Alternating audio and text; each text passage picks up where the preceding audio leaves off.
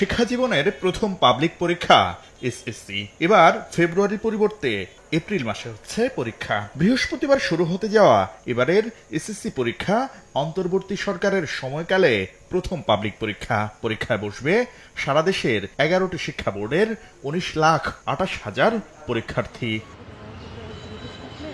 ইতোমধ্যেই কেন্দ্রে কেন্দ্রে পৌঁছে গেছে উত্তরপত্র সহ আনুষঙ্গিক সরঞ্জামাদি। বসানো হয়েছে সিট নম্বর, নিশ্চিত করা হয়েছে কেন্দ্রের প্রয়োজনীয় নিরাপত্তা।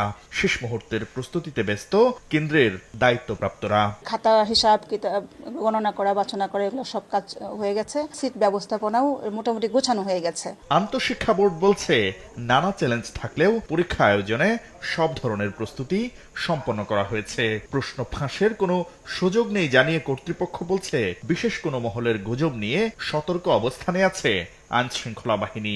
প্রস্তুতি সেটা আমাদের সম্পন্ন এবং আমরা কনফিডেন্ট যে আমাদের এখনো পর্যন্ত কোনো ঘাটতি আমরা দেখছি না। আইন শৃঙ্খলা রক্ষাকারী বাহিনী এবং আমাদের নিজস্ব যে মনিটরিং আছে বা বিভিন্ন বোর্ড তাদের যে ভিজিলেন্স আছে, প্রত্যেকে অ্যালার্ট। এছাড়া জুলাই গণ অভ্যুত্থানে আহত অনেক শিক্ষার্থী এবার এসএসসি পরীক্ষায় অংশ নেবে।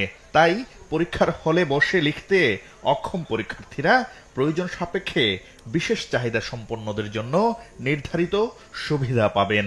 পরীক্ষার্থীরা যদি আসনে বসে হল রুমে পরীক্ষা দিতে সক্ষম না হয়, তাদের জন্য কি ব্যবস্থা করতে হবে সব নির্দেশনা জেলা প্রশাসকদেরকে দেওয়া আছে।